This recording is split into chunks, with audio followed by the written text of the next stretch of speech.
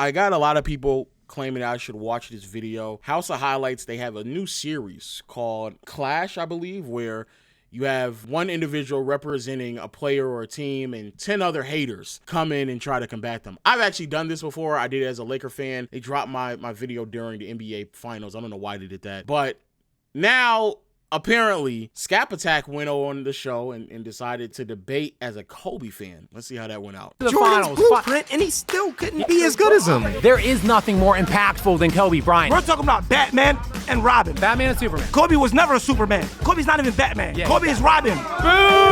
Okay, this already sounds... No shade to the people who are on this show, but even when I was on this show and I was representing the Lakers, they are getting just people who are willing to argue for the sake of arguing, but they are very, very ill-informed, like extremely ill-informed, to the point where outside of just sheer entertainment, it's not even really worth taking any of this stuff serious. Like, it's very cringe, massively misinformed. Also, you don't get cool points for winning these debates because these people are not, they're not there. They're not there. Who this guy? What's up, guys? My name's Jay Skapanak. I am sick and tired of the diminishing of Kobe Bryant's legacy, so I am here once and for all to shut these 10 Kobe haters up.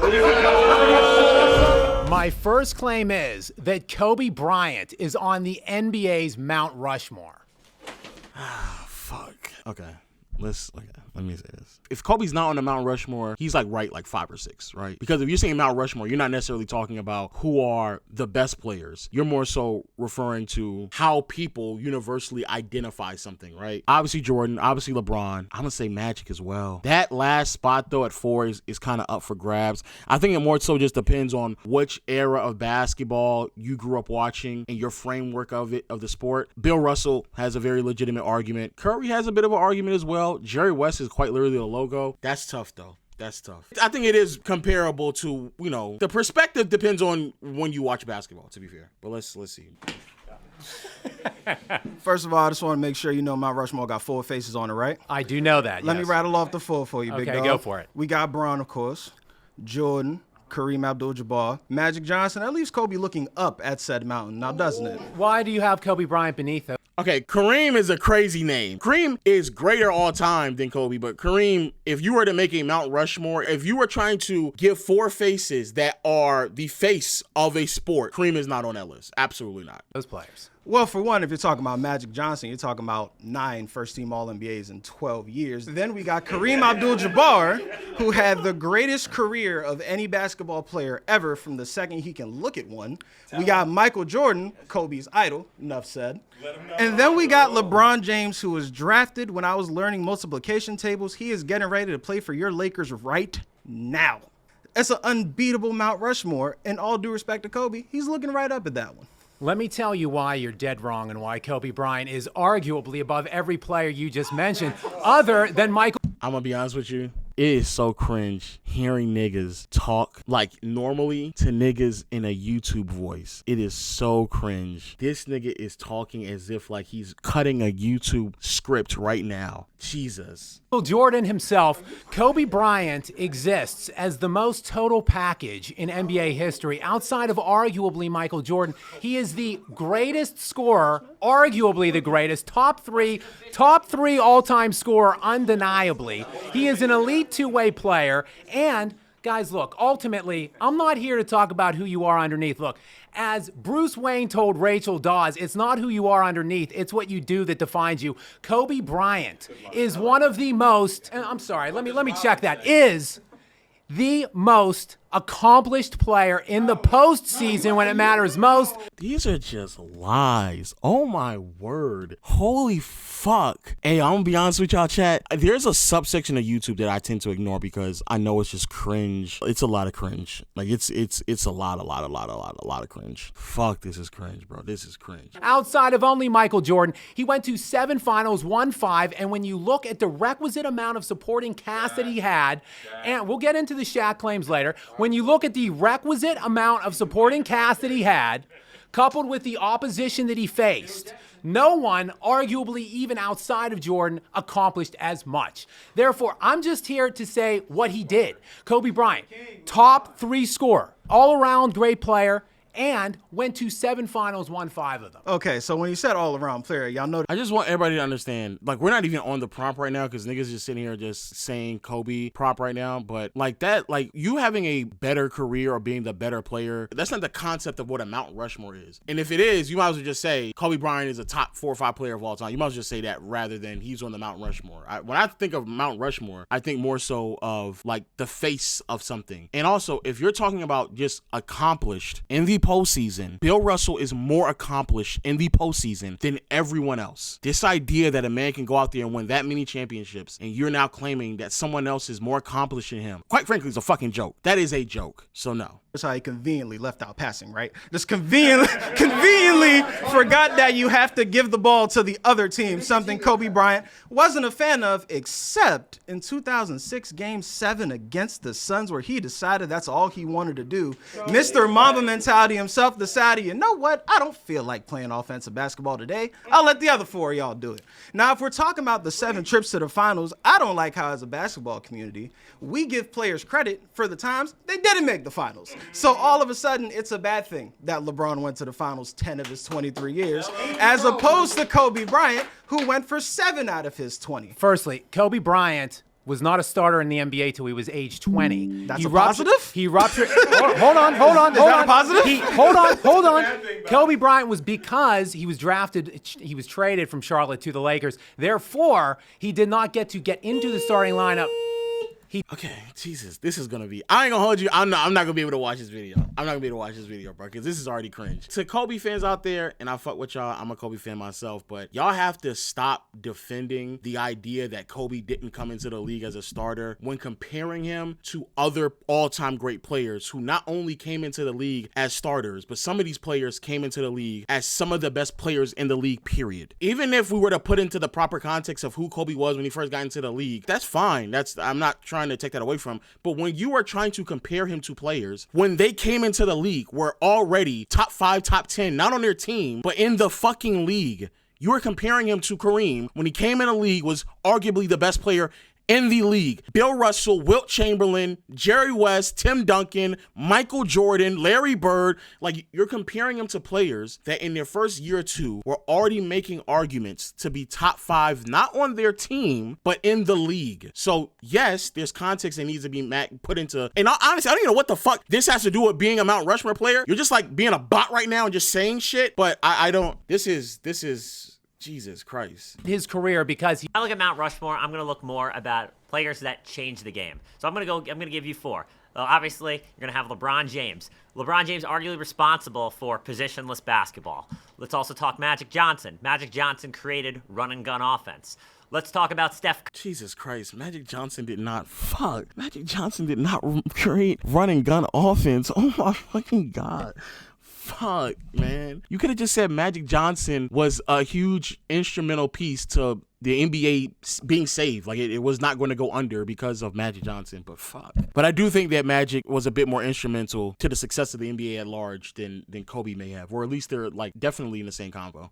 Steph Curry made the game today a 3-point shooting game. And then I'm going to give the last spot to Shaquille O'Neal. Why I say that? Shaquille O'Neal, arguably to me, the most dominant big man. During his era, teams had to build themselves in order that wanted to compete to beat Shaq. You had to have 3. Oh man, this is...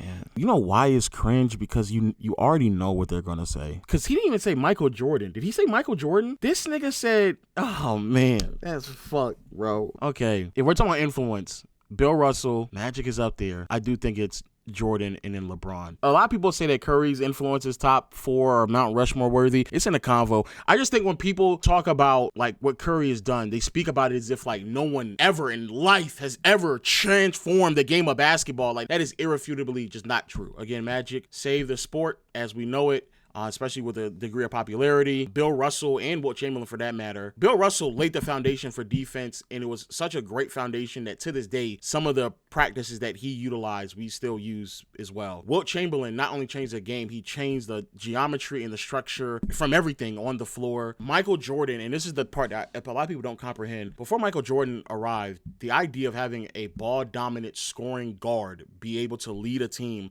to a championship just did not exist. Like, there was no no such thing as a volume scoring guard that can help you win a championship, or at least be the best player on a championship team. To the point when Michael Jordan first arrived, a lot of people were questioning who he was as a player and how he would translate, and also throwing titles of him being selfish. There's a reason why Michael Jordan got drafted third, because at that point in time, it was believed that the only way you could win is if you have the tallest players. So that's why Hakeem and Sam Bowie got drafted. Michael Jordan opened up the sport as we know it in terms of a perimeter-oriented league, because even Magic is 6'9", he's a 6'9" point guard. If Jerry West had one more, I think it would have picked up a little bit more, but Michael Jordan, without a doubt, did that, and a lot of people benefited from that moving forward, including Kobe Bryant and Stephen Curry. So now, if you want to look at how people change the game, fine. Again, it's not who you are underneath. It's what you do that defines you. I'm looking at impact. Kobe Bryant led an NBA decade in scoring, points per game, and in total points scored. There's only 3 human beings in NBA history that have done that.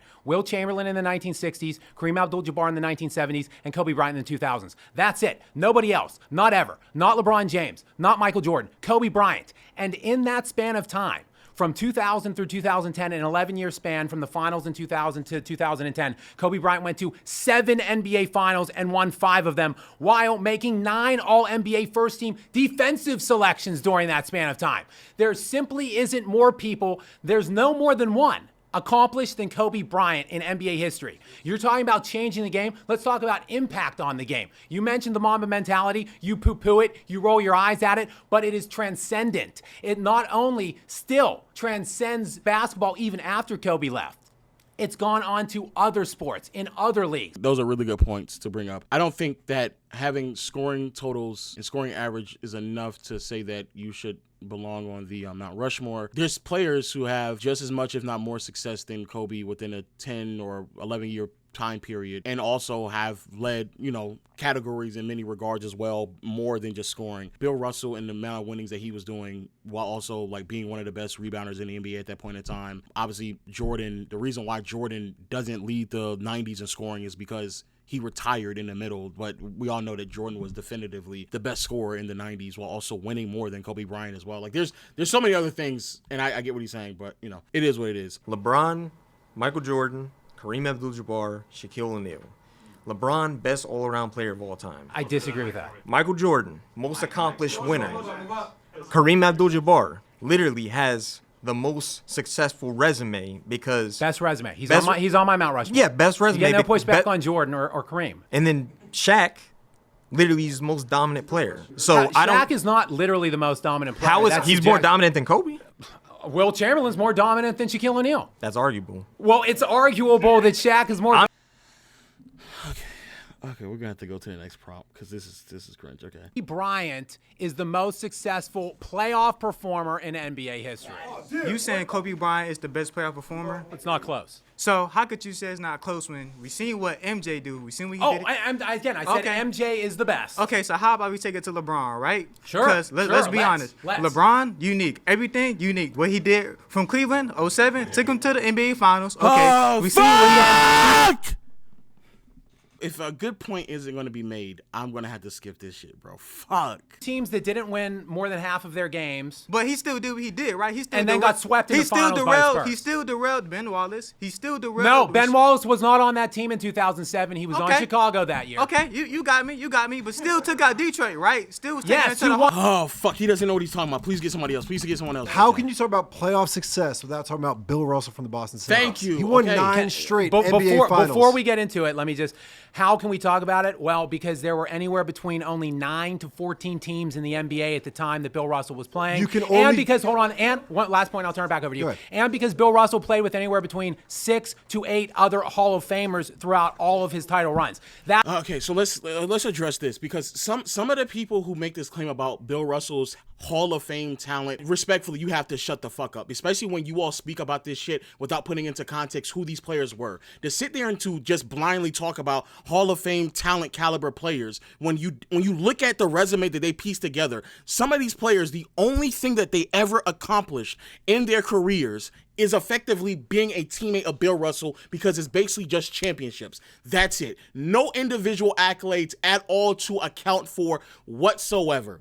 So that's one. Secondly, punishing Bill Russell because he played at a point in time where there isn't that many teams doesn't really, it would make sense if he ran off 1 or 2 rings here and there. But when you're talking about someone who was definitively dominating the entire league, and especially if you're just solely referencing playoff success, and then you also take into consideration as soon as Bill Russell got hurt or did not play or when he retired or right before he entered the league, bro, the Celtics were not doing anything. So all of that Hall of Fame talent, all that Hall of Fame help, still overly dependent on Bill Russell as a player. Because if Bill Russell wasn't playing or when he was hurt, that Hall of Fame talent that y'all are talking about could not win.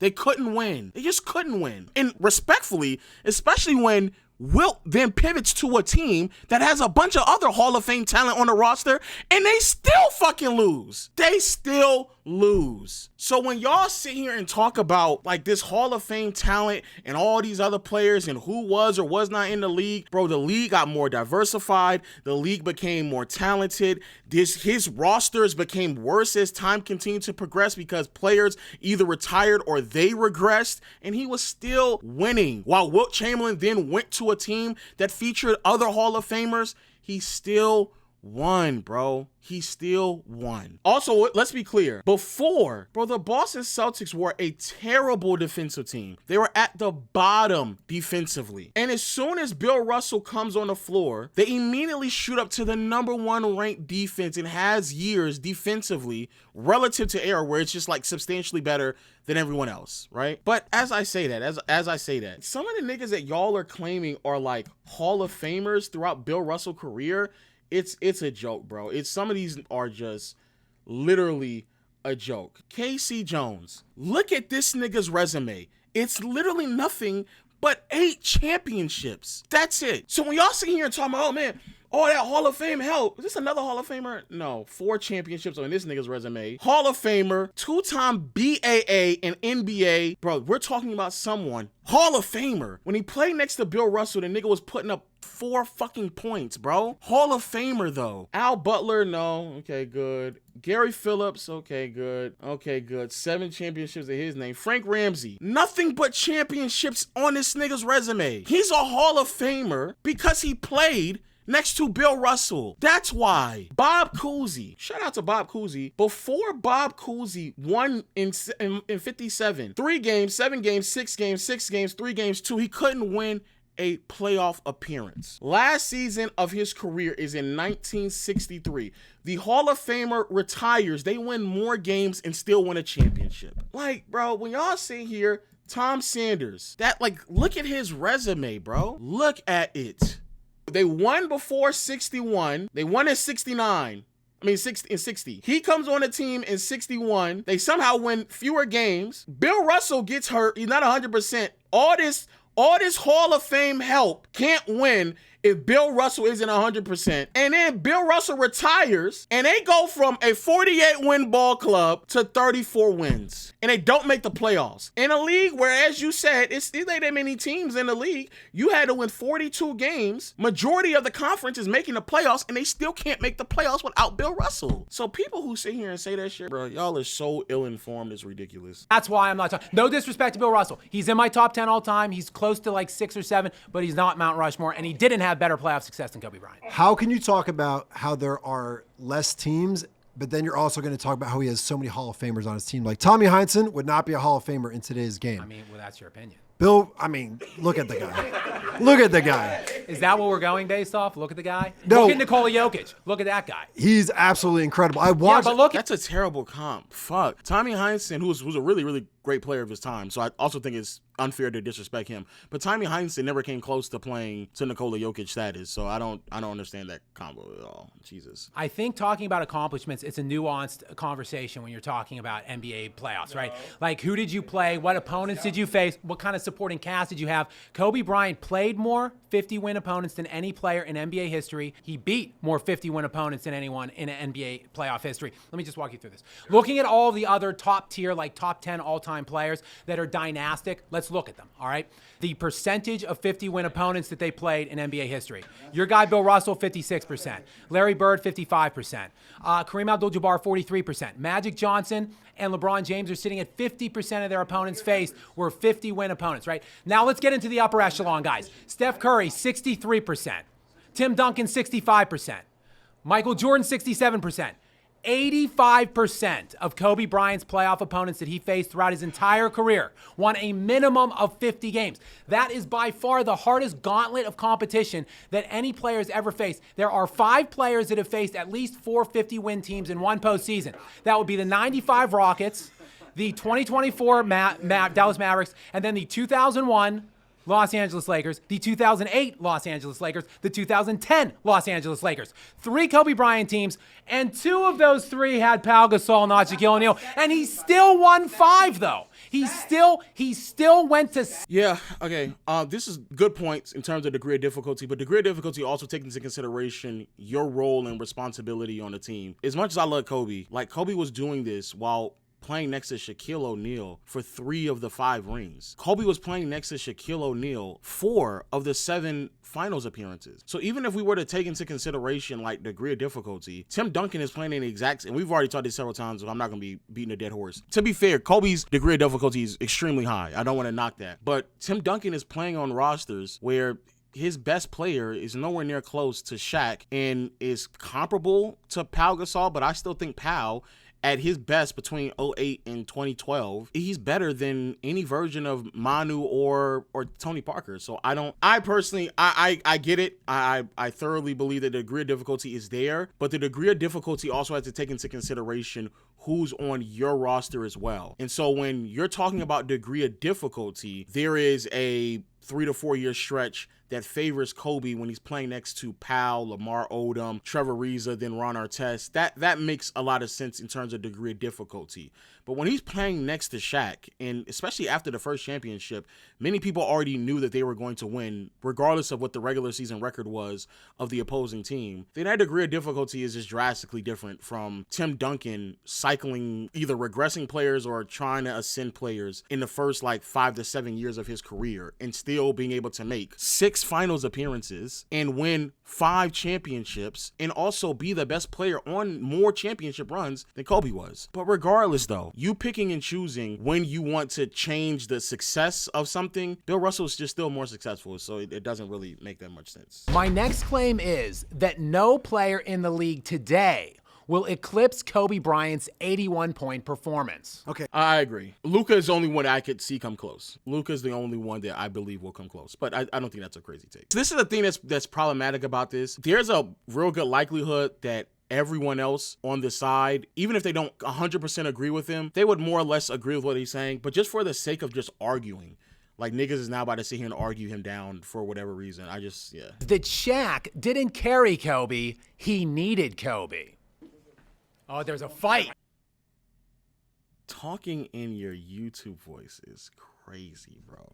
Ah, man. There's a fight for the chair. Would you say that the best player on pretty much every championship team in the history time needed a second good player, right? So you could say they needed Jordan Farmar in the 2010. I fundamentally reject. Someone, right? I fundamentally reject the premise that. Well, let's just go the year 2000, right? How many they won 3 championships together. 3 championships. 2000, so you probably know the 2001, number down to the decimal. What did Kobe average in that 2000 finals? I think it was 15.6, and he shot 36% from the field. Do you want some context on that or what? The guy had context, dude. Hold on. He rolled his ankle in the first quarter of one of those games, and I ain't gonna lie, that jersey is dirty. That's a nasty shirt, like a Charlie Brown's jersey. The context is needed, but in this conversation, not really. If anything, the context further promotes the fact that Shaq may not have necessarily needed Kobe. Now, I don't agree with that, but the fact that Shaq was able to win a championship despite Kobe dropping, regardless of what happened, and it's a very legitimate reason to why he dropped, that would further promote the idea that Shaq may not have needed Kobe. Even though I don't agree, even though I think this is a bad argument, but that would definitely promote the argument. An average 0. He had 0 points for the Shaq average. Tell me what Shaq average. Compromised. We're down 30. Tell me what happened in Game 7 against the Portland Trailblazers. Kobe went crazy. Finals. Kobe went crazy. Kobe Bryant, can you tell me what happened? Tell you that Kobe Bryant led the Lakers in points, assists, rebounds, and blocks in Game 7 of the Western one Conference game, Finals. and then you're going to go and belittle to get them to the finals. Because Okay. yes, bro, you got me. Shaq was better than Rick Smits and was destroying Rick Smits in the Thank finals. you! on the Pacers. You got me. But they wouldn't have been in the finals Okay, any so of now- the so 3 now- years so now without go Kobe being louder. the best. So they so wouldn't now have been you- in the, they would not have been in the NBA Finals. Any Pretty of much those every years pretty much without every Kobe championship Bryant being the team, best pretty much player in every the Western championship Conference team. playoffs. So you just listed. This is the thing that I wanted him to actually say it because I didn't want to jump to the conclusions. This is the one thing that I think Kobe Bryant fans, they drag way too long. For most of my lifetime of me existing and talking basketball, the narrative was shifted way too far in one direction about Shaq carrying Kobe. And that right there was just factually incorrect, especially beyond the first championship run. That was factually incorrect. But now we've shifted this narrative all the way to the other side where people are trying to argue that Kobe somehow was better than Shaq throughout these runs or even in noteworthy stretches. If there is a series where you believe that, fair. That's fair. But at the end of the day, Shaq was definitively the best player in all 3 championship runs. That's just what it was. Kobe may have performed better in a series or 2, and I think that's fair. And also, Kobe's contributions were certainly needed. So the idea of caring is certainly dragging it. But then y'all also take a step further by claiming that Kobe was somehow better than Shaq, or after the first 2 championships, it was a toss-up. Bro, no, it was not. Shaq was still the better player. And I'm not just saying that because of what happened in the finals. Just overall, Shaq's impact to what that team needed on a game-to-game basis, the simple fact that they ran the offense through Shaq for most of this run as well, Shaq was the better player, bro. And it's okay to acknowledge that. It's okay. At that point in NBA history, and I've said this before, I cannot even comfortably say that there would have been anyone else in NBA history who would have been better than Shaq at that stage, outside of maybe another center. But even if you put Michael Jordan next to that version of Shaq in those rule sets against the competition that they're facing, I think it's quite literally only Michael Jordan who would have not only performed but not be willing to concede the idea of who's the better player. I actually think LeBron would have more than likely conceded the idea of allowing Shaq to eat because I've seen him do it so with lesser players. But even if you want to say LeBron, it's literally just peak Jordan and peak Bron. But there's not a single player at 21 who was playing next to peak Shaq who would have been better than peak Shaq. That player does not exist. One game, pretty much every team. Again, you could say Let's look at they all wouldn't 3. be there Let's if look at it all wasn't. 3. But Let's now look at you're all gonna 3 so you're runs. talking about points, rebounds, and blocks, Let's and look then at you're all gonna 3 runs. discredit. So okay. Over the Look at all runs, 3 who had runs. more points, rebounds, and blocks over the 3 runs? Let's look at over all the 3 3 runs. years. Answer Shaq, the question. Shaq. So then how are you Shaq, using Shaq that? averaged about a point and a half more in their 4 finals runs. So than now Kobe it Bryant. matters A point and a the half. specifics a point of and it? a half. Okay, Hold so on, he averaged more. More is more. Who was the closer? Who was the ball handler? Who was the Undefeated in distributor? hypothetical scenarios, and who had the better Mamba What do you mean? mentality? Who Wait woke a up second, earlier wait a that second, wait day? a second, That's wait- what we wait a talk second, about wait when a we're second. talking about Kobe. Who was the best player in the Showtime Lakers era? Magic, or they had 2 of the best players of all time. So Right, I mean, right. So this is my Wait, premise. the claim is who was better on the 80s? No, What this is my claim. Can we stick to Kobe- basic? Yes, Kobe. Who had a higher VORP? Kobe. Oh man, this nigga right here. Fuck. Fuck. Okay. Bryant and Shaquille O'Neal were co-best players. Okay, The well, same Shaq in a way- literal the sense was same better. way but he wasn't. That's what we're talking about. But he was. So the first finals, you're talking about the other first finals. 2. Let's talk all 3. Let's talk about 2001. Well, I believe 2002. 2000 Let's was talk about one of them. 2001 and 2002. Okay, let's talk So about then they were 2001, like, 2002. they were great running mates. That's why you ever heard this expression like Shaq and Kobe? Well, first of all, which one comes first? hold But on. what, like that's an expression. They were 2 great players. You want to No one's go and denying. talk about 2000, then I'll talk about 2001. I already spoke about it. No one's denying the greatness of Kobe. He was a great running mate. He was probably the best second option other than Scottie Pippen in their runs. No, he was a co-best player. He was far better than Scottie Pippen. So now you're saying he's a co-best. comparably. What's the claim? Shaq did not carry Kobe. Shaq needed Kobe. Okay, so we needed him. But so they were who? So this nigga doesn't even know what he's arguing. And I'm not gonna lie, there's a lot of things that they cut out of my episode, but this effectively there was a bunch of people like this who didn't even know what the claim was, but willing to go out there and argue something for the sake of argument. First of all, the claim is a bad claim. It's a bad faith claim because what he really wants to say is that Shaq after the first championship, Kobe was just as good as Shaq. That's really what he wants to say, and that's what he, in all honesty, should say. You just had the balls to just say it, but you know that that's wrong. But you just had the balls to say it. You just had the balls to say it. Just say it. Who was better? I'd say Kobe Bryant was more valuable. Then why isn't that your claim? Because clearly you don't believe that. You have some- Oh shit! Oh shit! Oh! Oh! Shit, that's what I'm saying. He wasn't saying. Just had the balls to say it, bro. Just say it. Very strong beliefs. If you thought Kobe was better, you would say Kobe was better. But Shaq needed Kobe. Well, I would say they're co-best players on that run, like Durant and Curry were in the Golden State runs. That's the dynamic that Shaq and Kobe had in my estimation. You and other people try to paint Kobe Bryant in revisionism that he was like a Pippen to Shaq's Jordan. Not the case. It wasn't Batman Robin. It was Batman and Superman. Year one Kobe and Shaq were Batman and Superman. Let's not get into revisionist history with Kobe because the narrative has very much changed since he unfortunately passed away. But that day in January of 2020, he's made lesser. Huh? Now, he's made lesser today. That's factually incorrect. Because I wouldn't say that either. I had to double check this also about what to say that Kobe was the better player in the conference finals. I don't remember that watching some of these games back, but even double checking the box score is just factually not true. Against the Sacramento Kings, Shaq is very clearly just outperforming Kobe. I don't understand how this is even debatable. This is factually just is not true at all. In 2001, I think the Spurs series is a series where Kobe is better than Shaq. I actually do think this is a series where Kobe is better than Shaq. But in the Portland Trailblazers series, Shaq is also still better than Kobe in this series. The Game 7 does not change who is better in the entire series. Shaq was the better player in the entire series. I don't know what you're talking about, at all, actually. You say Shaq needed Kobe, right? 100%. Everybody need a great teammate.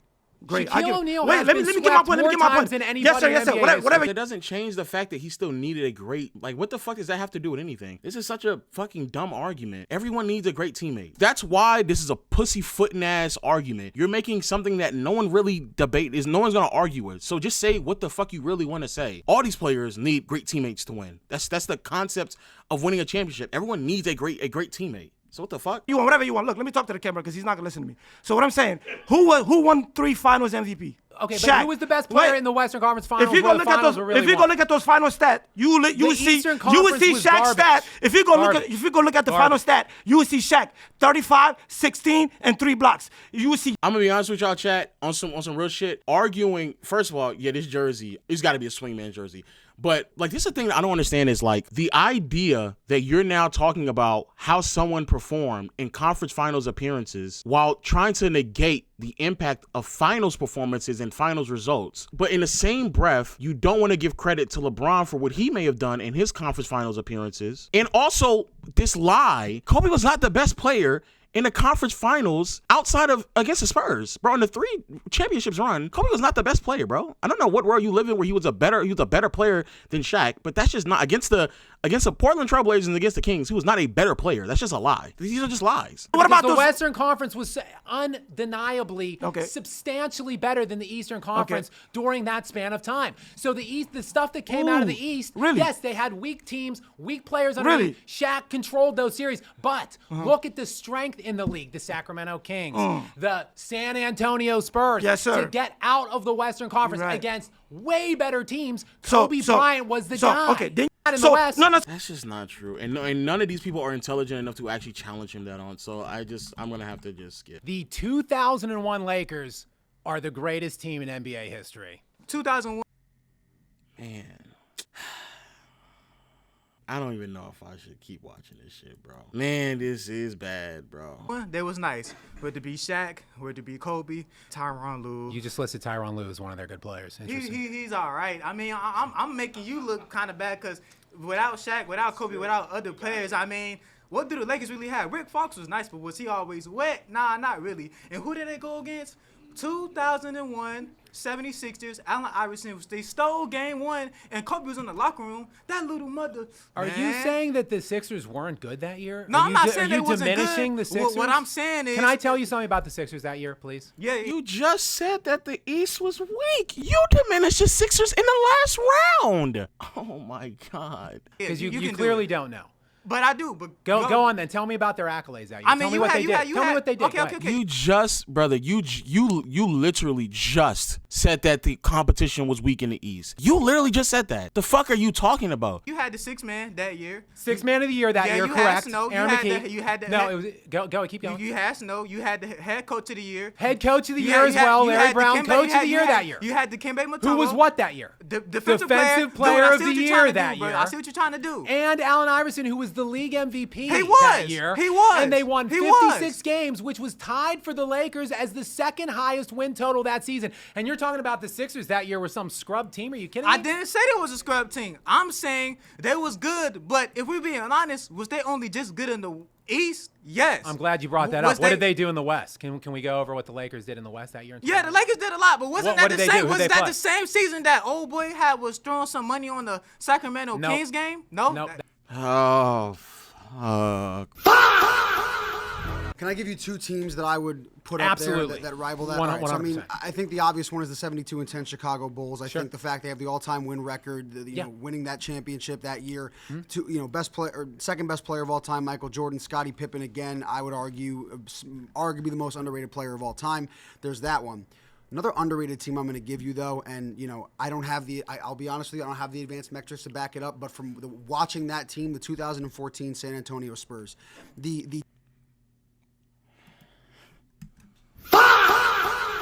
Fuck, man.